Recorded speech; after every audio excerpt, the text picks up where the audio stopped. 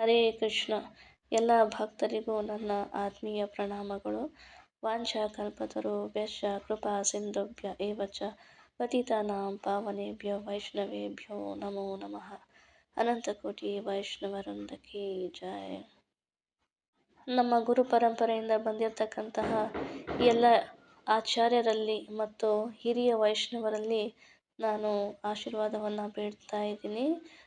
ಇವತ್ತಿನ ವಿಷಯವನ್ನು ಕುರಿತು ಯಥಾರೂಪವಾಗಿ ಹೇಳ್ತಕ್ಕಂತಹ ಒಂದು ಧೈರ್ಯವನ್ನು ನನಗೆ ಕೊಡಿ ಅಂತ ಬೇಡ್ಕೊಳ್ತಾ ಇದ್ದೀನಿ. ಹರೇ ಕೃಷ್ಣ. ಇವತ್ತಿನ ವಿಚಾರ ಬಂದು ನಮ್ಮ ವೈಷ್ಣವ ಆಚಾರ್ಯರಲ್ಲಿ ಒಬ್ಬರಾದಂತಹ ಪ್ರಮುಖರಾದಂತಹ ಶ್ರೀ ನರಹರಿ ಸರಕಾರ್ ಠಾಕೂರ್ ಅವರ ಬಗ್ಗೆ ಚರ್ಚೆ ಮಾಡೋಣ. ಯಾಕೆ ಅಂತಂದರೆ ಬರುವ 26 ನವೆಂಬರ್ 2024ರಲ್ಲಿ 2 ವಿಶೇಷ ಆಚರಣೆಗಳಿದ್ದಾವೆ. ಒಂದು ಉತ್ಪನ್ನ ಏಕಾದಶಿ. ಉತ್ಪನ್ನ ಏಕಾದಶಿ ಬಗ್ಗೆ ನಾನು ಆಲ್ರೆಡಿ ಒಂದು ವಿಡಿಯೋ ಮಾಡಿ ಹಾಕಿದ್ದೀವಿ. ಅದರಲ್ಲಿ ಸ್ವಲ್ಪ ಏಕಾದಶಿಯ ಬಗ್ಗೆ ಮಾಹಿತಿಯನ್ನು ಕೊಟ್ಟಿದ್ದೀವಿ. ಅದೇ ದಿನ ಶ್ರೀ ನರಹರಿ ಸರಕಾರ್ ಠಾಕೂರ್ ಅವರ ಡಿಸಪಿಯರೆನ್ಸ್ ಡೇ ಕೂಡ ಇದೆ. ಹಾಗಾಗಿ ಇವತ್ತು ಅವರ ಬಗ್ಗೆ ಚರ್ಚೆಯನ್ನು ಮಾಡೋಣ. ಈಗ ನಾವು ಅನ್ಕೋಬೋದು, ನಾವ್ಯಾಕೆ ಭಗವಂತನ ಭಕ್ತರ ಬಗ್ಗೆ ಚರ್ಚೆಯನ್ನು ಮಾಡಬೇಕು? ನಾವು ನೇರವಾಗಿ ಭಗವಂತನ ಅದರ ಬಗ್ಗೆ ಚರ್ಚೆ ಮಾಡ್ಬೋದು, ಅವನ ಲೀಲೆಗಳನ್ನು ತಿಳ್ಕೊಬೋದು. ಯಾಕೆ ಭಗವಂತನ ಭಕ್ತರ ಬಗ್ಗೆ ಚರ್ಚೆ ಮಾಡಬೇಕು ಅಂತ ನೋಡಿ. ಭಕ್ತರು ಭಗವಂತನ ಭಕ್ತ. ಹಾಗೆ ಭಗವಂತ ಹೇಳ್ತಾನೆ, ಭಗವಂತ ಭಕ್ತರ ಭಕ್ತ. ಭಕ್ತರು ಭಗವಂತನ ಭಕ್ತ, ಭಗವಂತ ಭಕ್ತರ ಭಕ್ತ. ನೋಡಿ ಎಷ್ಟು ಚೆನ್ನಾಗಿದೆ ಭಕ್ತ ಮತ್ತು ಭಗವಂತನ ಸಂಬಂಧ. ಭಗವಂತ ಎಲ್ಲ ಕ್ರೆಡಿಟನ್ನು ತನ್ನ ಭಕ್ತರಿಗೆ ಕೊಡೋದಕ್ಕೆ ಇಷ್ಟವನ್ನು ಪಡ್ತಾನೆ. ಮತ್ತು ಎಲ್ಲ ಪ್ರಶಂಸೆಗಳನ್ನು, ಅಂದರೆ ತನ್ನ ಭಕ್ತರನ್ನು ಯಾರು ಹೊಗಳ್ತಾರೋ ಅವರು ತುಂಬ ಪ್ರಿಯರಾಗ್ತಾರೆ ಭಗವಂತನಿಗೆ. ಅದಕ್ಕೆ ಫೇಮಸ್ ಎಕ್ಸಾಂಪಲ್ ಅಂತಂದರೆ ಅರ್ಜುನ ಭಗವಂತನ ಪರಮ ಭಕ್ತ.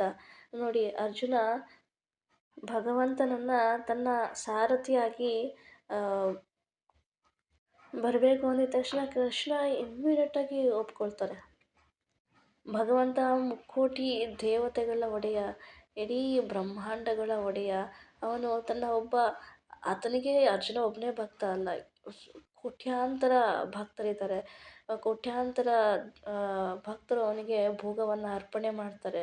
ಸೊ ಆದರೂ ಕೂಡ ಭಗವಂತ ನೋಡಿ, ಸಾರಥಿ ಅಂದರೆ ಅದು ಒಂದು ರೀತಿಯಲ್ಲಿ ಡ್ರೈವರ್ ಆಗಿರ್ತಕ್ಕಂಥದ್ದು. ಸೊ ಮುಕ್ಕೋಟಿ ದೇವತೆಗಳ ಒಡೆಯ ತನ್ನ ಒಬ್ಬ ಭಕ್ತನಿಗೆ ಸಾರಥಿ ಆಗ್ತಾನೆ, ಡ್ರೈವರ್ ಆಗ್ತಾನೆ. ಇದು ಭಗವಂತನ ಮತ್ತು ಭಕ್ತರ ನಡುವಿನ ಸಂಬಂಧ. ಹಾಗಂತ ನಾವು ತಪ್ಪಾಗಿ ತಿಳ್ಕೊಬಾರ್ದು. ಭಗವಂತ ಭಕ್ತರಿಗೆ ಒಂದು ಮಾಡ್ತಾನೆ, ಅಭಕ್ತರಿಗೆ ಒಂದು ಮಾಡ್ತಾನೆ, ಅಧರ್ಮ ಮಾಡ್ತಾನೆ ಅಂತ. ಭಗವಂತ ಭಕ್ತರಿಗೂ ಅಭಕ್ತರಿಗೂ ಎಲ್ಲರಿಗೂ ಸಿಗ್ತಾರೆ, ಎಲ್ಲರಿಗೂ ಒಂದೇನೆ ಆ್ಯಕ್ಚುಲಾಗಿ. ಸೊ ಭಕ್ತರು ಏನು ಮಾಡ್ತಾರೆ, ಭಗವಂತನನ್ನು ಸ್ವೀಕಾರ ಮಾಡ್ತಾರೆ, ಆಹ್ವಾನ ಮಾಡ್ತಾರೆ. ಬಟ್ ಅಭಕ್ತರು ಭಗವಂತನನ್ನು ದೂರ ಇಡ್ತಾರೆ. ಸೊ ಹಾಗೆ ಭಗವಂತ ದೂರ ಇಡ್ತಾರೆ ಅಭಕ್ತರಿಂದ. ಬಟ್ ಅವರಿಗೆ ಎಲ್ಲ ರೀತಿಯ ಅವನು ಅಭಕ್ತರಿಗೂ ಕೂಡ ಸಹಾಯವನ್ನು ಮಾಡ್ತಾನೆ ಭಕ್ತರಾಗೋದಕ್ಕೆ. ಹಾಗಾಗಿ ನೋಡಿ, ಭಗವಂತ ಅವತಾರಗಳನ್ನು ಎತ್ತಿ ಬರ್ತಾನೆ, ಇಲ್ಲಿ ಲೀಲೆಗಳನ್ನು ಮಾಡ್ತಾರೆ. ಇಲ್ಲಿ ಭಕ್ತಿವಿನೋದ್ ಠಾಕೂರ್ ಅವರು ಹೇಳ್ತಾರೆ ನೋಡಿ ಒಂದು ಭಜನೆಯಲ್ಲಿ, ಗೋಪಿನಾ ತುಮಿ ಕೃಪಾ ಪರವಾರ ಜೀವೇನ ಕರಾನೆ ಹಾಸಿಯ ಪ್ರಪಂಚೆ ಲೀಲಾ ಕೊಯ್ಲೆ ಸೋಬಿಸ್ತಾರ. ಜೀವೇರ ಕಾರಣ ಅಂದರೆ ಪತಿತ ಆತ್ಮಗಳ ಕಾರಣ. ಅವರಿಗೋಸ್ಕರ, ಪತಿತ ಆತ್ಮಗಳಿಗೋಸ್ಕರ, ಉದ್ಧಾರಕ್ಕೋಸ್ಕರ ಹಾಸಿಯ ಪ್ರಪಂಚ ಅಂದರೆ ಈ ಹೊಲಸು ಪ್ರಪಂಚಕ್ಕೆ ನೀನು ಬರ್ತೀಯ ಅಲ್ವಾ. ಈ ಭೌತಿಕ ಜಗತ್ತು ಹೊಲಸು ಪ್ರಪಂಚ. ಇಲ್ಲಿಗೆ ಬಂದು ಏನು ಮಾಡ್ತೀಯ, ಲೀಲಾ ಕೊಯ್ಲೆ ಸೋಬಿಸ್ತಾರ, ಇಲ್ಲಿ ಲೀಲೆಗಳನ್ನು ವಿಸ್ತಾರ ಮಾಡ್ತೀಯ. ಯಾಕೆ ಅಂತಂದರೆ ಭಗವಂತನ ಲೀಲೆಗಳಿಗೆ ನಾವು ಕೂಡ ಆಕರ್ಷಿತರಾಗಿ ಅವನ ನಿಜವಾದ ರೂಪವನ್ನು ತಿಳ್ಕೊಂಡು ಅವನೇ ನಮ್ಮ ನಿಜವಾದ ತಂದೆ ಅನ್ನೋದನ್ನು ಅರ್ಥ ಮಾಡಿಕೊಂಡು ನಾವು ಅವನ ಭಗವದ್ಧಾಮಕ್ಕೆ ಅವನ ಧಾಮಕ್ಕೆ ಹೋಗಿ ಯಾವುದೇ ಕಷ್ಟ ಇಲ್ಲದೆ ಅವನ ಜೊತೆ ಅವನ ನಿತ್ಯ ಲೀಲೆಯಲ್ಲಿ ಭಾಗಿಯಾಗೋದಕ್ಕೆ ಅವನು ಸಹಾಯವನ್ನು ಮಾಡ್ತಾನೆ.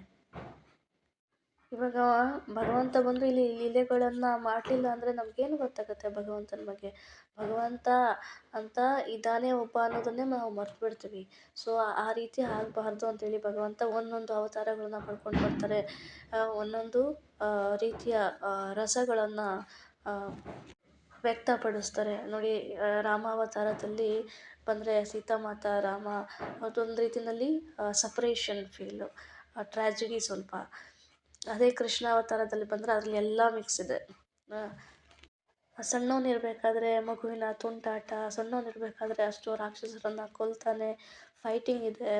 ಆಮೇಲೆ ಗೋಪಿಯರ ಜೊತೆ ಪ್ರೇಮ ಸಲ್ಲಾಪ, ಆಮೇಲೆ ಮತ್ತೆ ತಂದೆ ತಾಯಿನ ಬಿಟ್ಟು ಇದಕ್ಕೆ ಹೋಗ್ತಾರೆ, ಮಥುರಾಗೆ ಹೋಗ್ತಾರೆ. ಅಂದರೆ ಯಶೋದಮ್ಮಯ್ಯ ನಂದ ಮಹಾರಾಜರು ಅವರ ಒಂದು ಸಪ್ರೇಷನ್ ಫೀಲ್, ವಾತ್ಸಲ್ಯ ಭಾವ. ಮತ್ತು ಅಲ್ಲಿಂದ ಮಥುರಾಗೆ ಹೋಗ್ತಾರೆ. ಅಲ್ಲಿ ಕಂಸನನ್ನು ಕೊಂದು ತನ್ನ ನಿಜವಾದ ತಂದೆ ತಾಯಿಯಾದಂತಹ ದೇವಕಿಮಯ್ಯ ವಸುದೇವರನ್ನು ಕಾಪಾಡ್ತಾರೆ. ಸೊ ಎಷ್ಟೊಂದು ವೆರೈಟಿ ಇದೆ, ತುಂಬ ವೆರೈಟಿ ಇದೆ. ಸೊ ಯಾರು ಬೇಕಾದರೂ ಆಕರ್ಷಿತರಾಗ್ತಾರೆ ಅವನ ಒಂದು ಲೀಲೆಗಳಿಗೆ. ಮತ್ತು ಯಾರು ಬೇಕಾದರೂ ಭಗವಂತನನ್ನು ಇಷ್ಟಪಡೋದಕ್ಕೆ ಶುರು ಮಾಡ್ತಾರೆ, ಯಾರು ಬೇಕಾದರೂ ನಂಬೋದಕ್ಕೆ ಶುರು ಮಾಡ್ತಾರೆ. ಸೊ ಹೀಗೆ ಅವನ ಲೀಲೆಗಳನ್ನು ಕೇಳುವುದರಿಂದ ನಮಗೆ ಅದು ಅಧಿಕೃತ ವ್ಯಕ್ತಿಯಿಂದ, ಅಧಿಕೃತ ಗುರುವಿನಿಂದ ಅಥವಾ ಅಧಿಕೃತ ಸಂಪ್ರದಾಯದಿಂದ ಬಂದಿರತಕ್ಕಂತಹ ವೈಷ್ಣವರಿಂದ ನಾವು ಇವರ ಲೀಲೆಗಳನ್ನು ಕೇಳಬೇಕು. ಹೀಗೆ ಕೇಳೋದ್ರಿಂದ ನಮಗೆ ಏನಾಗುತ್ತೆ, ಭಗವಂತನ ಮೇಲೆ ಒಂದು ಆಕರ್ಷಿತ ಭಾವನೆ ಬರುತ್ತೆ. ಮತ್ತು ಭಗವಂತನನ್ನು ನಾವು ಈಸಿಯಾಗಿ ಸ್ಮರಣೆಯನ್ನು ಮಾಡ್ಬೋದು ವೈಷ್ಣವರ ಸಹಾಯದಿಂದ. ಫೈನಲ್ ಆಗಿ ಈ ಭೌತಿಕ ಪ್ರಪಂಚದಲ್ಲಿರ್ತಕ್ಕಂಥ ಈ ಹುಟ್ಟು, ಸಾವು, ರೋಗ ಮತ್ತು ವೃದ್ಧಾಪ್ಯವನ್ನು ಎಲ್ಲವನ್ನು ತ್ಯಜಿಸಿ ನಾವು ಭಗವಂತನ ಧಾಮಕ್ಕೆ ಹೋಗಿ ಅಲ್ಲಿ ಭಗವಂತನ ಜೊತೆ ಆನಂದವಾಗಿರ್ಬೋದು. ಹರೇ ಕೃಷ್ಣ. ಸಾರಿ, ನಾವು ಇವತ್ತಿನ ಟಾಪಿಕನ್ನು ಬಿಟ್ಟು ನಾವು ಬೇರೆ ಕಡೆ ಪ್ರಯಾಣ ಮಾಡ್ತಿದ್ವಿ. ಸೊ ದಯವಿಟ್ಟು ಕ್ಷಮಿಸಿ. ಸೊ ಇವತ್ತಿನ ಟಾಪಿಕ್ ಏನಿದೆ, ಶ್ರೀ ನರಹರಿ ಸರಕಾರ್ ಠಾಕೂರ್ ಅವರ ಬಗ್ಗೆ ನಾವು ಚರ್ಚೆ ಮಾಡೋಣ. ಚೈತನ್ಯ ಚರಿತಾಮೃತ ಆದಿಲೀಲಾ 10ನೇ ಅಧ್ಯಾಯ 78 ಮತ್ತು 79ನೇ ಶ್ಲೋಕ. ಇದರಲ್ಲಿ ಶ್ರೀ ನರಹರಿ ಸರಕಾರ್ ಠಾಕೂರ್ ಅವರ ಬಗ್ಗೆ ಸ್ವಲ್ಪ ವಿಚಾರಗಳನ್ನ ಕೊಟ್ಟಿದ್ದಾರೆ. ಅದರ ಬಗ್ಗೆ ಚರ್ಚೆಯನ್ನು ಮಾಡೋಣ. ಜಯ ಜಯ ಶ್ರೀ ಚೈತನ್ಯ ಜಯ ನಿತ್ಯಾನಂದ, ಜಯ ಅದ್ವೈತ ಚಂದ್ರ ಜಯ ಗೌರ ಭಕ್ತವೃಂದ, ಜಯ ಜಯ ಶ್ರೀ ಚೈತನ್ಯ ಜಯ ನಿತ್ಯಾನಂದ, ಜಯ ಅದ್ವೈತ ಚಂದ್ರ ಜಯ ಗೌರ ಭಕ್ತವೃಂದ. ಶ್ಲೋಕ 78, 79. ಖಂಡವಾಸಿ ಮುಕುಂದ ದಾಸ ಶ್ರೀ ರಘುನಂದನ, ನರಹರಿದಾಸ ಚಿರಂಜೀವ ಸುಲೋಚನ, ಯೈ ಸಬ ಮಹಾಶಾಖಾ ಚೈತನ್ಯ ಕೃಪಾಧಾಮ, ಪ್ರೇಮ ಪದ ಫೂಲ ಕರೆ ಯಹಸ್ನ. ಖಂಡವಾಸಿ ಮುಕುಂದದಾಸ, ಶ್ರೀ ಖಂಡದ ನಿವಾಸಿಯಾದ ಮುಕುಂದದಾಸ, ಶ್ರೀ ರಘುನಂದನ, ನರಹರಿದಾಸ, ಚಿರಂಜೀವ, ಸುಲೋಚನ, ಈ ಸಭ ಅವರೆಲ್ಲರೂ, ಮಹಾಶಾಖೆಗಳು, ಚೈತನ್ಯ ಕೃಪಾಧಾಮ, ಕರುಣೆಯ ಭಂಡಾರವಾದ ಶ್ರೀ ಚೈತನ್ಯ ಮಹಾಪ್ರಭುಗಳು, ಪ್ರೇಮ ಭಗವಂತನನ್ನು ಕುರಿತ ಪ್ರೇಮ, ಫಲ ಹಣ್ಣು, ಫುಲ ಹೂ, ಕರೆ ಮಾಡುತ್ತಾರೆ, ಯಹನ್ಸ್ ಎಲ್ಲಾದರೂ, ತಹಾನ್ಸ್ ಎಲ್ಲ ಕಡೆಯೂ, ದಾನ ವಿತರಣೆ. ಅನುವಾದ ಶ್ರೀಲ ಪ್ರಭುಪಾದರಿಂದ. ಶ್ರೀಲ ಪ್ರಭುಪಾದ ಕಿ ಜೈ. ಶ್ರೀ ಖಂಡವಾಸಿ ಮುಕುಂದ ಮತ್ತು ಅವರ ಮಗ ರಘುನಂದನ ವೃಕ್ಷದ 39ನೆಯ ಶಾಖೆ, ನರಹರಿ 40ನೆಯ, ಚಿರಂಜೀವಿ 41ನೆಯ, ಸುಲೋಚನ 42ನೆಯ ಶಾಖೆ, ಅವರೆಲ್ಲ ಸರ್ವಕರುಣಾಮಯಿ ಚೈತನ್ಯ ಮಹಾಪ್ರಭುಗಳ ವೃಕ್ಷದ ಬೃಹತ್ ಶಾಖೆಗಳು. ದೇವೋತ್ತಮನನ್ನು ಕುರಿತ ಎಲ್ರೂ ಭಕ್ತಿ ವೃಕ್ಷದ ಚಿತ್ರವನ್ನು ನೋಡಿರ್ಬೋದು. ಈಗ ಬುಡ ಬರುತ್ತೆ, ಬುಡದಲ್ಲಿ ಚೈತನ್ಯ ಮಹಾಪ್ರಭುಗಳು ನಿಂತ್ಕೊಂಡಿರ್ತಾರೆ, ಎರಡು ಕೈಗಳನ್ನ ಮೇಲೆ ಮಾಡಿಕೊಂಡು, ಮತ್ತು ರೆಂಬೆ ಕೊಂಬೆಗಳು ಇರುತ್ತೆ. ಸೊ ಅದರಲ್ಲಿ ಭಕ್ತರ ಹೆಸರುಗಳು ಬರುತ್ತೆ ಅಥವಾ ಭಕ್ತರ ಚಿತ್ರಗಳು ಇರುತ್ತೆ. ಅಂದರೆ ಇದು ಭಕ್ತಿ ವೃಕ್ಷ. ಈ ಚೈತನ್ಯ ಮಹಾಪ್ರಭುಗಳಿಂದ ಬಂದಿರತಕ್ಕಂಥ ಭಕ್ತಿ ವೃಕ್ಷದಲ್ಲಿ ಇಲ್ಲಿ ಹೇಳ್ತಿದ್ದಾರೆ ನೋಡಿ, ಮುಕುಂದ ಮತ್ತು ರಘುನಂದರು 39ನೇ ಶಾಖೆ ಅಂತಲೂ ಹೇಳ್ಬೋದು, ಅಥವಾ ರೆಂಬೆ ಕೊಂಬೆ ಅಂತ ಹೇಳ್ತೀವಲ್ಲ, ಬ್ರಾಂಚಸ್. ಸೊ ಕೊಂಬೆ ಅಂತಲೂ ಹೇಳ್ಬೋದು. ಅಂದರೆ ಹಲವಾರು ಈ ಲೈನ್ನಲ್ಲಿ ಚೈತನ್ಯ ಮಹಾಪ್ರಭುಗಳ ಈ ನಮ್ಮ ಸಂಪ್ರದಾಯದ ಲೈನ್ನಲ್ಲಿ ಹಲವಾರು ಭಕ್ತಗಳು, ಪ್ರಮುಖ ಭಕ್ತರು, ಆಚಾರ್ಯರು ಬರ್ತಾರೆ ಅಲ್ವಾ. ಸೊ ಇದರಲ್ಲಿ ಹಲವಾರು ಆಚಾರ್ಯರಲ್ಲಿ ಇವರು ಪ್ರಮುಖವಾದಂತಹ, ತುಂಬ ಮುಖ್ಯವಾದಂತಹ ಭಗವಂತ ಚೈತನ್ಯ ಮಹಾಪ್ರಭುಗಳಿಗೆ ಪ್ರಿಯರಾಗಿರ್ತಕ್ಕಂತಹ ಭಕ್ತರು 39ನೇ ಶಾಖೆಯಲ್ಲಿ ಬರ್ತಾರೆ, ರೆಂಬೆನಲ್ಲಿ ಬರ್ತಾರೆ. ಯಾರು? ಮುಕುಂದದಾಸ ಮತ್ತು ರಘುನಂದರು. ಇವರ ಮಗ, ಮುಕುಂದದಾಸರ ಮಗ ರಘುನಂದ ದಾಸ. ಮತ್ತು ನರಹರಿ ಸರಕಾರ ಅವರು 40ನೇ ಕೊಂಬೆ, ಚಿರಂಜೀವಿ ಅವರು 41ನೇ ಕೊಂಬೆ, ಮತ್ತು ಸುಲೋಚನಾ, ಚಿರಂಜೀವಿ ಅವರ ಪತ್ನಿ ಸುಲೋಚನಾ. ಸೊ ಇವರು 42ನೇ ಕೊಂಬೆ. ಸೊ ಇವರು ಇಲ್ಲಿ ಹೇಳ್ತಿದ್ದಾರೆ ನೋಡಿ, ಇವರೆಲ್ಲರೂ ಸರ್ವ ಕರುಣಾಮಯಿ ಚೈತನ್ಯ ಮಹಾಪ್ರಭುಗಳ ವೃಕ್ಷದ ಬೃಹತ್ ಶಾಖೆಗಳು, ಬೃಹತ್ ಕೊಂಬೆಗಳು ಚೈತನ್ಯ ಮಹಾಪ್ರಭುಗಳ ವೃಕ್ಷದಲ್ಲಿ.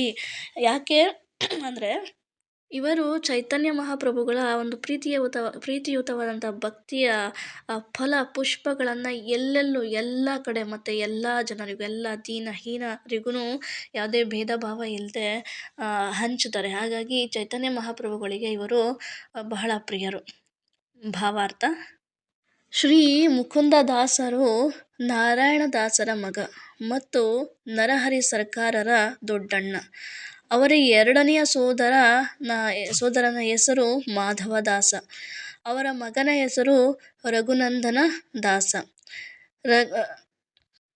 ನೋಡಿ, ಈ ಮೂರು ಭಕ್ತರು, ಶ್ರೀ ಮುಕುಂದದಾಸರು ಮತ್ತು ನರಹರಿ ಸರಕಾರ ಮತ್ತು ಮಾಧವದಾಸರು, ಈ ಮೂರು ಭಕ್ತರು ನಾರಾಯಣದಾಸರ ಮಕ್ಕಳು. ಮೊದಲನೆಯವರು ಯಾರು? ಮುಕುಂದದಾಸರು. ಎರಡನೆಯವರು ನರಹರಿ ಸರಕಾರರು. ಮೂರನೆಯವರು ಬರ್ತಾರೆ ಮಾಧವದಾಸರು. ಸೊ ಇವರು ಮೂರರು ಅಣ್ಣ ತಮ್ಮಂದರು. ಓಕೆ, ಮುಕುಂದದಾಸರ ಮಗನೇ ಈ ರಘುನಂದನ ದಾಸ. ಈ ರಘುನಂದದಾಸರು ತುಂಬ ಫೇಮಸ್ ಭಕ್ತರು. ಚೈತನ್ಯ ಚರಿತಾಮೃತದಲ್ಲಿ ಇವರ ಬಗ್ಗೆ ಎಲ್ಲ ತುಂಬ ಇದೆ. ಇವರ ವಂಶಜರು ನೋಡಿ, ಈಗಲೂ ಕೂಡ ಕತ್ವದ 4 ಮೈಲಿ ಪಶ್ಚಿಮಕ್ಕೆ ಇರುವ ಶ್ರೀಖಂಡ ಅಂತಕ್ಕಂತಹ ಗ್ರಾಮದಲ್ಲಿ ಈಗಲೂ ಇದ್ದಾರೆ. ರಘುನಂದದಾಸರು ಆ್ಯಕ್ಚುಲಾಗಿ ನರಹರಿ ಸರ್ಕಾರ ಅವರ, ಅಂದರೆ ಚಿಕ್ಕಪ್ಪ ಆಗಬೇಕು. ಸೊ ಅವರ ಶಿಷ್ಯನೇ, ಅವರಿಂದನೇ ದೀಕ್ಷೆಯನ್ನು ಪಡ್ಕೊಳ್ತಾರೆ ರಘುನಂದದಾಸರು. ಸೊ ದಾಸರಿಗೆ ಒಬ್ಬ ಪುತ್ರನಿದ್ದ. ಅವರ ಹೆಸರೇನು? ಕಾನಾಯಿ ಅಂತಕ್ಕಂಥ ಒಬ್ಬ ಪುತ್ರನಿದ್ದನು.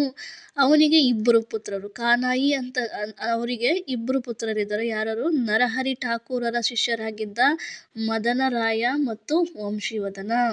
ಇವರು ಇಬ್ಬರು ಕೂಡ ನರಹರಿ ಠಾಕೂರರ ಶಿಷ್ಯಂದ್ರಾಗಿದ್ದಾರೆ. ಕನಿಷ್ಠ ಪಕ್ಷ 400 ಪುರುಷರು ಈ ವಂಶದಲ್ಲಿ ಜನಿಸಿದ್ದಾರೆ ಎಂದು ಅಂದಾಜು ಮಾಡಲಾಗಿದೆ. ಅವರೆಲ್ಲರ ಹೆಸರುಗಳು ಶ್ರೀಖಂಡ ಗ್ರಾಮದಲ್ಲಿ ದಾಖಲಾಗಿವೆ. ಮತ್ತು ವೃಂದಾದೇವಿ ಎಂಬ ಗೋಪಿಯು ಮುಕುಂದ ದಾಸರಾಗಿ ಅವತರಿಸಿ ಶ್ರೀಖಂಡ ಗ್ರಾಮದಲ್ಲಿ ವಾಸಿಸುತ್ತಿದ್ದರು ಮತ್ತು ಶ್ರೀ ಚೈತನ್ಯ ಮಹಾಪ್ರಭುಗಳಿಗೆ ಪರಮಪ್ರಿಯರಾಗಿದ್ದರು ಎಂದು ಗೌರ ಗಣೋದ್ದೇಶ ದೀಪಿಕಾದಲ್ಲಿ ಹೇಳಲಾಗಿದೆ. ಕೃಷ್ಣನನ್ನು ಕುರಿತ ಅವರ ಅದ್ಭುತ ಭಕ್ತಿ ಮತ್ತು ಪ್ರೀತಿಯನ್ನು ಚೈತನ್ಯ ಚರಿತಾಮೃತದ ಮಧ್ಯಲೀಲೆಯ 15ನೇ ಅಧ್ಯಾಯದಲ್ಲಿ ವರ್ಣಿಸಲಾಗಿದೆ. ರಘುನಂದರು ಚೈತನ್ಯ ಮಹಾಪ್ರಭುಗಳ ಒಂದು ವಿಗ್ರಹಕ್ಕೆ ಸೇವೆ ಸಲ್ಲಿಸುತ್ತಿದ್ದರು ಎಂದು ಭಕ್ತ ರತ್ನಾಕರದಲ್ಲಿ 8ನೇ ಅಧ್ಯಾಯ ಹೇಳಲಾಗಿದೆ. ನರಹರಿ ದಾಸ ಸರಕಾರರು ಬಹಳ ಪ್ರಖ್ಯಾತ ಭಕ್ತರು. ಶ್ರೀ ಚೈತನ್ಯ ಮಂಗಳವೆಂಬ ಗ್ರಂಥದ ಪ್ರಖ್ಯಾತ ಲೇಖಕರಾದ ಲೋಚನದಾಸ ಠಾಕೂರರು ಅವರ ಶಿಷ್ಯರು. ಶ್ರೀ ಗದಾಧರ ದಾಸ ಮತ್ತು ನರಹರಿ ಸರಕಾರರು ಶ್ರೀ ಚೈತನ್ಯ ಮಹಾಪ್ರಭುಗಳಿಗೆ ಪರಮಪ್ರಿಯರಾಗಿದ್ದರೆಂದು ಚೈತನ್ಯ ಮಂಗಳದಲ್ಲಿ ಹೇಳಿದೆ. ಆದರೆ ಶ್ರೀಖಂಡ ಗ್ರಾಮದ ನಿವಾಸಿಗಳನ್ನು ಕುರಿತು ಯಾವ ನಿರ್ದಿಷ್ಟ ಪ್ರಸ್ತಾವವನ್ನು ಮಾಡಿಲ್ಲ.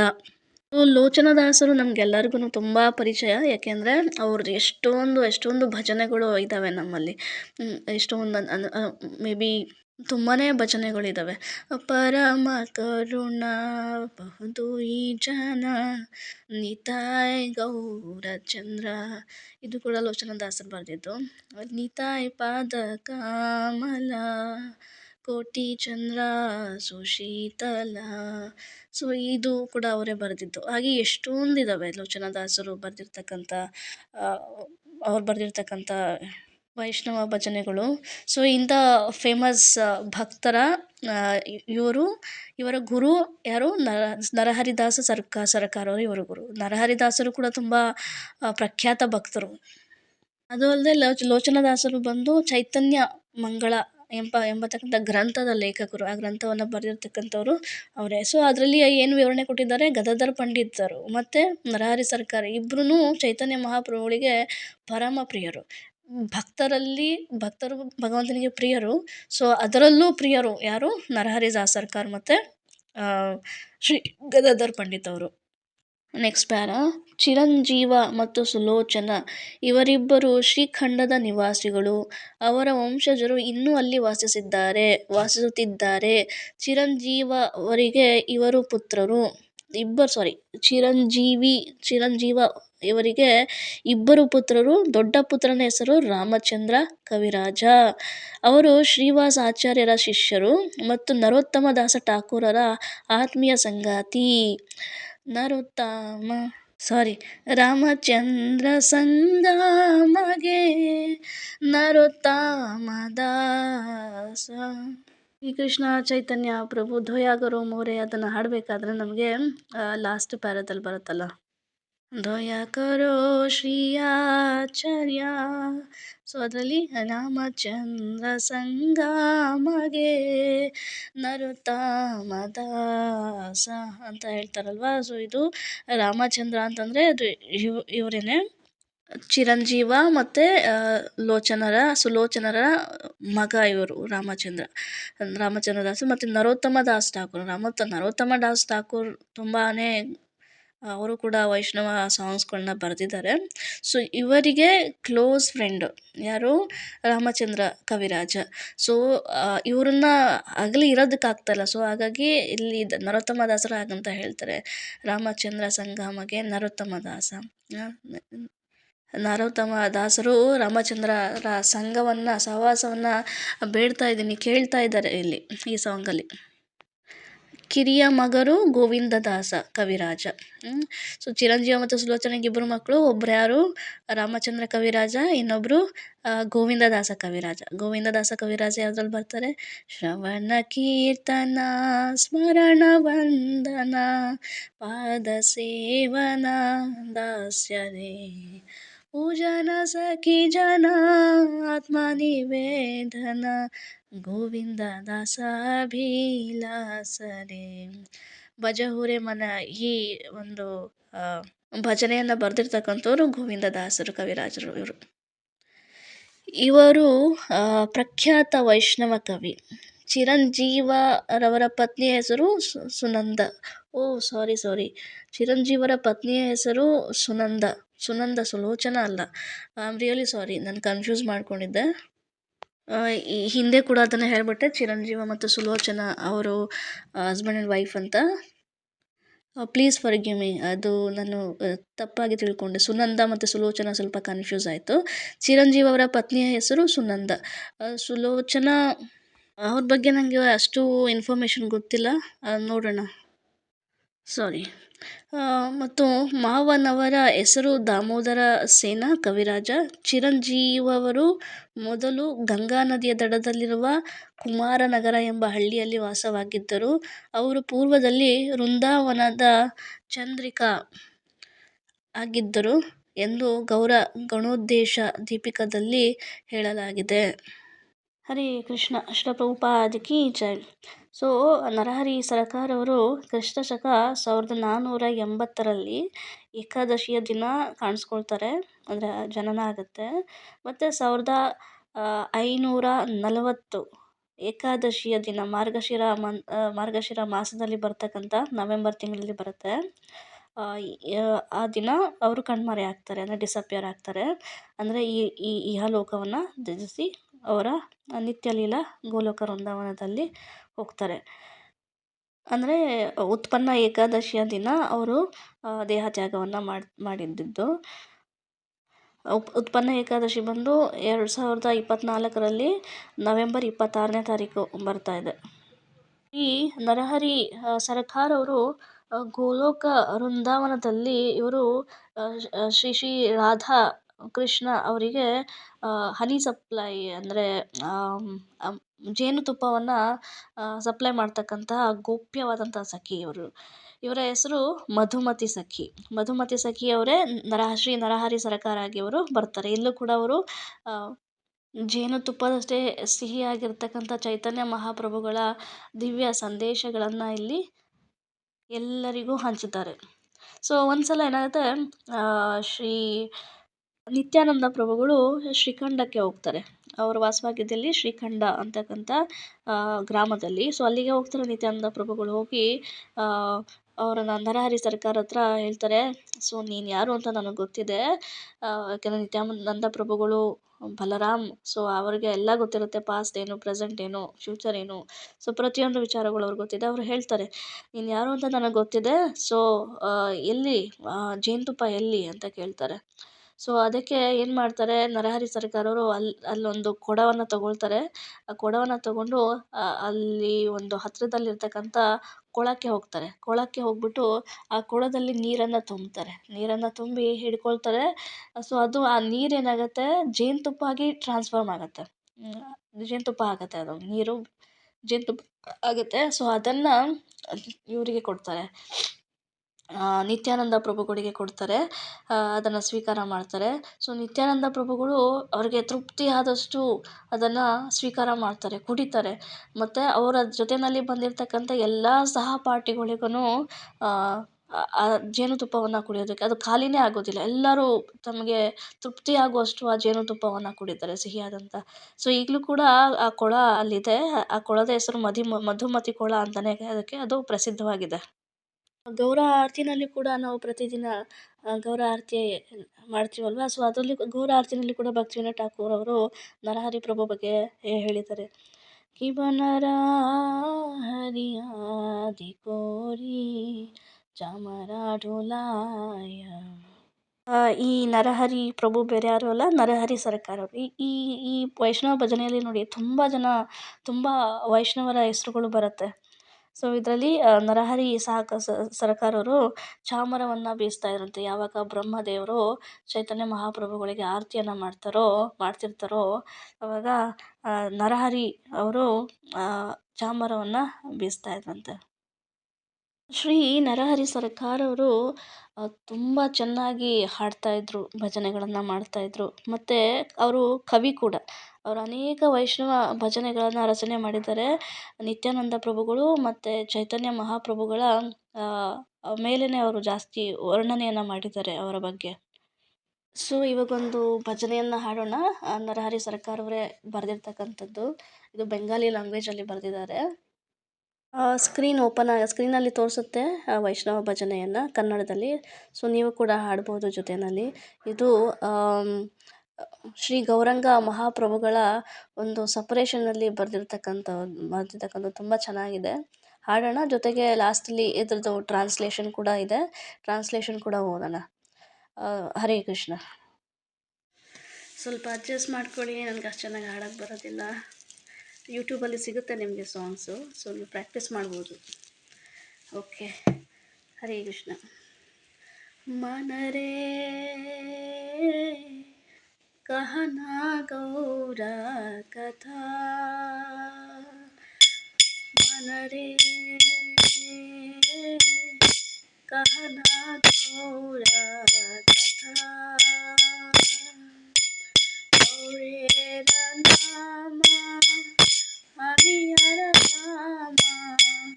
गौरेर नाम हमियर धाम कीर्ति मूर्ति दाता कीर्ति मूर्ति दाता मन रे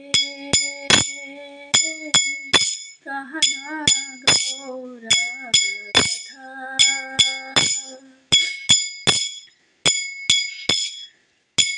शयने गौरा स्वपने गौरा शयने गौरा स्वपने गौरा गौरा नयने रतरा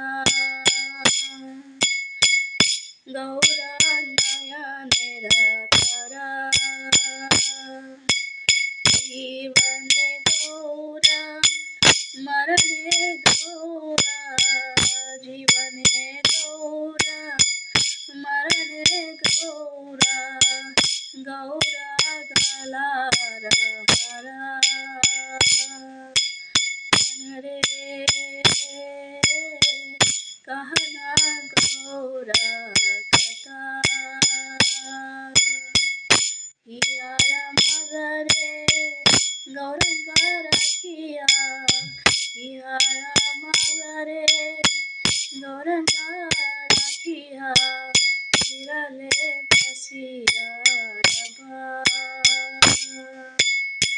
विरले बसिया रबा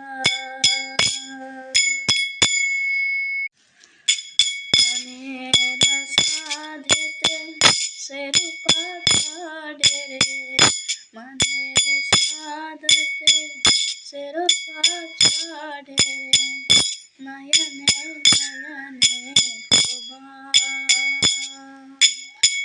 नयने नयने शोभा मन रे कहना गौरा कथा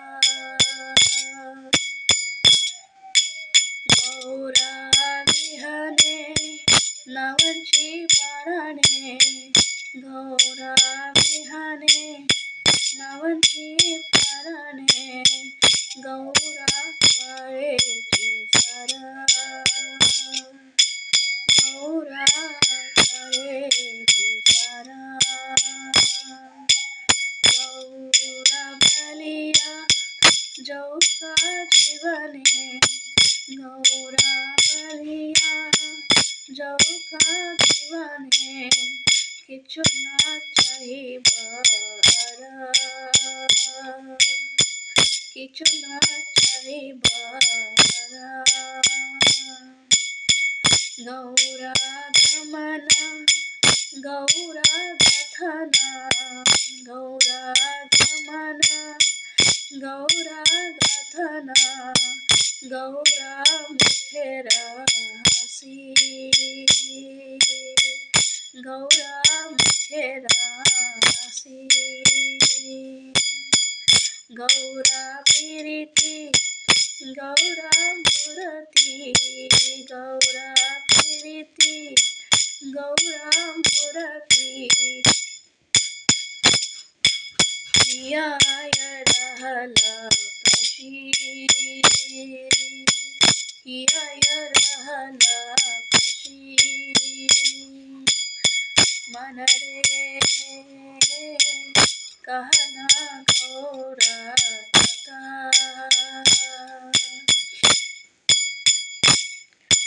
गौरा धरमा गौरा करमा गौरा धरमा गौरा करमा गौरा वेदेर सरा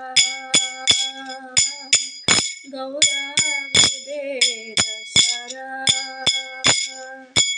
गौरा चरणे परणा संपीनु गौरा चरणे परणा संपीनु गौरा करिबे न परा गौरा करिबे न परा ಮನರೇ कहना गौरा कथा गौरा शबद गौरा संपदा गौरा शबद गौरा संपदा जहरा हिया जागे जहरा हिया जागे नरहरिदासा तहरा चरणे नरहरिदासा तहरा चरणे सतत शरण मगे सतत शरण मगे मनरे कहना गौरा कथा मनरे कहना गौरा कथा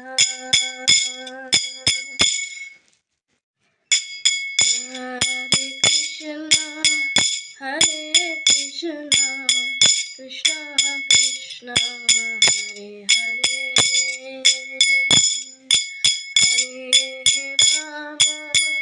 हरे राम राम राम हरे हरे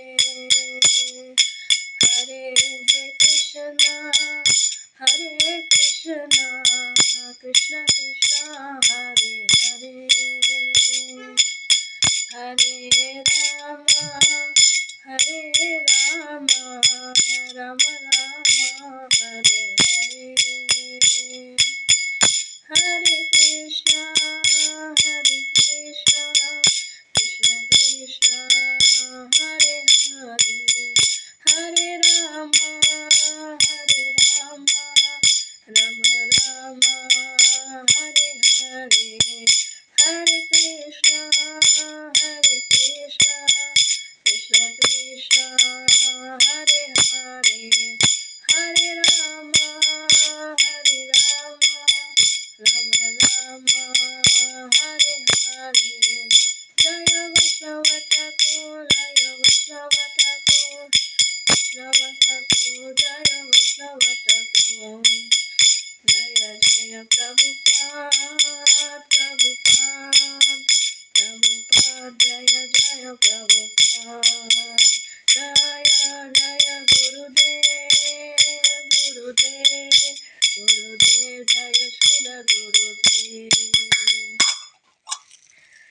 श्री नरहरि सरकार ठाकुर की जय श्री गुरु शिल प्रभुपाद की जय ಓಕೆ ಅನುವಾದ ಓದೋಣ ಅನುವಾದ ಓ ಮನಸ್ಸೇ ಗೌರವನ ಬಗ್ಗೆ ಮಾತ್ರ ಮಾತನಾಡು. ಇಲ್ಲಿ ಸ್ವಲ್ಪ ಕನ್ಫ್ಯೂಸ್ ಆಗ್ಬೋದು, ನನಗೂ ಕನ್ಫ್ಯೂಸನ್ ಇದೆ ಆ್ಯಕ್ಚುಲಾಗಿ. ನೋಡಿ, ಮನರೇ ಕಹ ನ ಗೌರ ಕಥ ಕಹ ನ ಅಂದರೆ ಹೇಳಬೇಡ, ಗೌರವನ ಬಗ್ಗೆ ಮಾತಾಡಬೇಡ. ಯಾಕೆ ಅಂತಂದರೆ ಅದು ಪ್ರೀತಿಯಿಂದ ಹೇಳ್ತಿರೋದು. ಮಾತಾಡಬೇಡ ಅಂದರೆ ಅದು ಇದಲ್ಲ. ಅಂದರೆ ಗೌರನ ನಾಮ ಅಮಿಯರ ಧಾಮ, ಅಂದರೆ ಗೌರನ ಮೇಲೆ ಅಪಾರ ಪ್ರೀತಿ. ಸೊ ಹಾಗಾಗಿ ಗೌರನ ಬಗ್ಗೆ ನೀನು ಮಾತಾಡಬೇಡ. ಇಲ್ಲಿ ನರಹರಿ ಸರ್ಕಾರ್ ಅವರು ತನ್ನ ಮನಸ್ಸಿಗೆ ಹೇಳ್ತಿದ್ದಾರೆ, ಗೌರಾಂಗ ಮಹಾಪ್ರಭುಗಳ ಬಗ್ಗೆ ಮಾತಾಡಬೇಡ ಗೌರಾಂಗನ ಎದುರುಗಡೆ. ಯಾಕೆ ಅಂದರೆ ಗೌರಾಂಗ ಮಹಾಪ್ರಭುಗಳಿಗೆ ಗೊತ್ತಾಗತ್ತೆ ತಾನು ಯಾರು ಅಂತ ಒರಿಜಿನಲ್ಲಿ. ಆ್ಯಕ್ಚುಲಾಗಿ ಏನಪ್ಪ ಅಂತಂದರೆ ಗೌರಾಂಗ ಮಹಾಪ್ರಭು ಎಲ್ಲರಿಗೂ ಗೊತ್ತಿದೆ. ಗೌರಾಂಗ ಮಹಾಪ್ರಭು ರಾಧಾರಾಣಿ ಮತ್ತು ಕೃಷ್ಣರ ಒಂದು ಮಿಶ್ರಣ. ಅವರಿಬ್ಬರು ಗೌರಾಂಗ ಮಹಾಪ್ರಭುವಾಗಿ ಬಂದಿದ್ದಾರೆ. ಬಟ್ ಯಾರೂ ಡೈರೆಕ್ಟಾಗಿ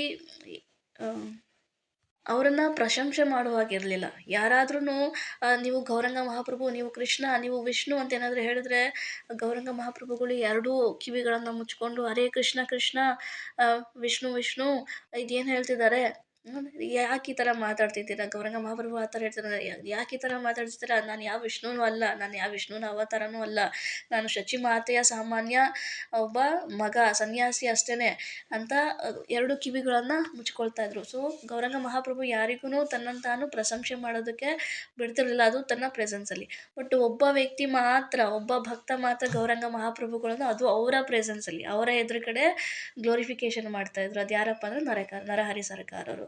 ಅವರೊಬ್ಬರಿಗೆ ಮಾತ್ರ ಪರ್ಮಿಷನ್ ಇತ್ತು ಅವರ ಬಗ್ಗೆ ಗೌರಂಗ ಮಹಾಪ್ರಭುಗಳ ಪ್ರೆಸೆನ್ಸಲ್ಲಿ ಗೌರಂಗ ಮಹಾಪ್ರಭುಗಳ ಬಗ್ಗೆ ಹೇಳೋದಕ್ಕೆ. ಸೊ ಹಾಗಾಗಿ ನರಹರಿ ಪ್ರಭುಗಳು ಇಲ್ಲಿ ಹೇಳ್ತಿದ್ದಾರೆ, ಗೌರನ ಬಗ್ಗೆ ಮಾತಾಡಬೇಡ, ಯಾಕೆಂದರೆ ಗೌರಂಗ ಮಹಾಪ್ರಭುಗಳಿಗೆ ಗೊತ್ತಾಗತ್ತೆ ಏನು ತಾನು ರಾಧಾಕೃಷ್ಣ ಅಂತ ಅವ್ರಿಗೆ ಆಲ್ರೆಡಿ ಗೊತ್ತಿದೆ ಅಂತಂದರೆ ಅವ್ರಿಗೆ ನೆನಪಾಗತ್ತೆ. ಸೊ ಹಾಗಾಗಿ ಅವ್ರ ಬಗ್ಗೆ ಮಾತಾಡಿದ್ರೆ ಅವ್ರು ಎಕ್ಸ್ಟಸಿಗೆ ಹೋಗ್ಬಿಡ್ತಾರೆ, ಮತ್ತು ಮೂರ್ಛೆ ಹೋಗ್ಬಿಡ್ತಾರೆ, ಮತ್ತು ಯಾವಾಗ ವಾಪಸ್ ಬರ್ತಾರೋ ಗೊತ್ತಾಗಲ್ಲ. ಸೊ ಹಾಗಾಗಿ ಗೌರಂಗ ಮಹಾಪ್ರಭುಗಳ ಬಗ್ಗೆ ಮನಸ್ಸೇ ಮಾತಾಡಬೇಡ ನೀನು ಅವ್ರ ಬಗ್ಗೆ ಅಂತ ಇಲ್ಲಿ ಹೇಳ್ತಾರೆ. ಇದು ಒಂದು ಅರ್ಥ. ಕಹ ಅಂತ ಇಲ್ಲಿ ಹೇಳ್ತೆ, ಕಹನ ಅಂದರೆ ಹೇಳ್ಬೇಡ ಗೌರಂಗ ಮಹಾಪ್ರಭುಗಳ ಅಂತ. ಬಟ್ ಇಲ್ಲಿ ಇಂಗ್ಲೀಷ್ ಟ್ರಾನ್ಸ್ಲೇಷನಲ್ಲಿ ಈ ಥರ ಇತ್ತು, ಮನಸ್ಸೇ ಗೌರಂಗನ ಬಗ್ಗೆ ಮಾತ್ರ ಮಾತಾಡು, ಯು ಸ್ಪೀಕ್ ಓನ್ಲಿ ಗೌರಂಗ ಮಹಾಪ್ರಭು ಅಂತ ಇತ್ತು. ಸೊ ಹಾಗಾಗಿ ಅಲ್ಲಿ ಹೇಗಿದೆಯೋ ಹಾಗೆ ಟ್ರಾನ್ಸ್ಲೇಷನ್ ಮಾಡಬೇಕಾಗಿತ್ತು.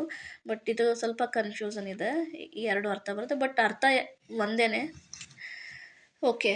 ಗೌರನ ಹೆಸರು ಅಮೃತದ ಸ್ಥಾನವಾಗಿದೆ ಮತ್ತು ಉನ್ನತೋಜ್ವಲ ಪ್ರೇಮದ ಪೂಜಿತ ದತ್ತಿಯಾಗಿದೆ. ಗೌರೆರ ನಾಮ ಅಮಿಯರ ಧಾಮ ಪೀರಿತಿ ಮೂರತಿ ಧಾತ. ಗೌರನ ಹೆಸರು ಅಮೃತದ ವಾಸಸ್ಥಾನವಾಗಿದೆ ಮತ್ತು ಉನ್ನತೋಜ್ವಲ ಪ್ರೇಮದ ಪೂಜಿತ ದತ್ತಿಯಾಗಿದೆ. ಶಯನೆ ಗೌರ, ಶಯನೆ ಅಂತಂದರೆ ಏನು? ನಿದ್ರೆಯಲ್ಲಿ ಗೌರ, ಸಪನೆ ಗೌರ, ಕನಸಿನಲ್ಲಿ ಕೂಡ ಗೌರ. ಮತ್ತು ಗೌರ ನಯನೇರ ತಾರ ಅಂತಂದರೆ ನನ್ನ ಕಣ್ಣುಗಳ ನಕ್ಷತ್ರ ಅವರು, ಅಂದರೆ ನನ್ನ ಕಣ್ಣೆದುರುಗಡೆ ಓಡಾಡ್ತಾರೆ, ಏನನ್ನು ನೋಡಿದ್ರು ನನಗೆ ಗೌರನೇ ಕಾಣಿಸ್ತಾರೆ ಅಂತ ಇಲ್ಲಿ. ಮತ್ತು ಜೀವನೇ ಗೌರ, ಮರಣೆ ಗೌರ, ಗೌರ ಗಾಲಾರ ಹಾರ. ನನ್ನ ಜೀವನದಲ್ಲಿ ಗೌರ, ಸಾವಿನ ಸಮಯದಲ್ಲಿ ಕೂಡ ಗೌರನ ಹೆಸರು ನನ್ನ ಕೊರಳಿನಲ್ಲಿ ಧರಿಸಿರುವ ಅಮೂಲ್ಯವಾದಂತಹ ಹಾರ. ಹಿಯಾರ ಮಾಜಾರೆ ಗೌರಂಗರ ಅಖಿಯ ವಿರಲೆ ಬಸಿಯ ರಬ ಮನೇರ ಸಾಧತೆ ಸೇ ರೂಪ ಚಡೇರೆ ನಯನೆ ತೊಬ. ಗೌರಾಂಗನನ್ನು ನನ್ನ ಹೃದಯದಲ್ಲಿ ಇಟ್ಟುಕೊಂಡು ನಾನು ಏಕಾಂಗಿಯಾಗಿ ಕುಳಿತು ಅವನ ಮೋಡಿ ಮಾಡುವ ಚಂದ್ರನ ರೂಪದಲ್ಲಿ ನನ್ನ ಮನಸ್ಸನ್ನು ಹೊಂದುತ್ತೇನೆ. ನಾನು ಅವನ ದೃಷ್ಟಿಯಲ್ಲಿ ನೋಡುತ್ತೇನೆ ಮತ್ತು ಅವನ ಸೌಂದರ್ಯದಲ್ಲಿ ಮಗ್ನನಾಗುತ್ತೇನೆ. ಗೌರ ವಿಹನೆ ನಾವಂಚಿ ಪಾರಾಣೆ ಗೌರ ಕಾರೇಚಿ ಸಾರ ಗೌರ ಬಲಿಯ ಚೌಕ ಜೀವನೆ ಕಿಚುನ ಸಾಹಿಬ ಆರ. ಗೌರನಿಲ್ಲದೆ ನಾನು ಬದುಕಲಾರೆ. ಗೌರ ನನ್ನ ಸರ್ವಸ್ವ. ನಾನು ಗೌರನ ಹೆಸರನ್ನು ನುಡಿಯುತ್ತಾ ನನ್ನ ಜೀವನವನ್ನು ತ್ಯಜಿಸಲು ಪ್ರಾರ್ಥಿಸುತ್ತೇನೆ. ನಾನು ಬೇರೆ ಏನನ್ನೂ ಕೇಳುವುದಿಲ್ಲ. ಗೌರಗಮನ, ಗೌರಗಾಥನ, ಗೌರ ಮುಖೇರ ಹಾಸಿ, ಗೌರ ಪೀರಿತಿ, ಗೌರ ಮೂರ್ತಿ, ಹಿಯಾಯ ರಹಲ ಪಶಿ. ಗೌರನಿಲ್ಲದೆ ನಾನು, ಗೌರನ ಚಲನವಲನ, ಗೌರನ ಸ್ವಭಾವ, ಗೌರನ ನಗುಮುಖ, ಗೌರನ ಪ್ರೀತಿ, ಗೌರನ ಪೂರ್ಣರೂಪ ಎಲ್ಲವೂ ನನ್ನ ಹೃದಯದಲ್ಲಿ ಪ್ರವೇಶಿಸುತ್ತವೆ. 6ನೇ ಪ್ಯಾರ. ಗೌರ ಧರ್ಮ, ಗೌರ ಕರಮ, ಗೌರ ವೇದೇರ ಸಾರ, ಗೌರ ಚರಣೆ ಪಾರಣ ಸಂಪೀನು, ಗೌರ ಕರಿಬೇನ ಪರ. ಗೌರ ನನ್ನ ಧರ್ಮ, ಗೌರ ನನ್ನ ಕರ್ಮದ ವಸ್ತು, ಗೌರನೇ ವೇದಗಳ ಸಾರ.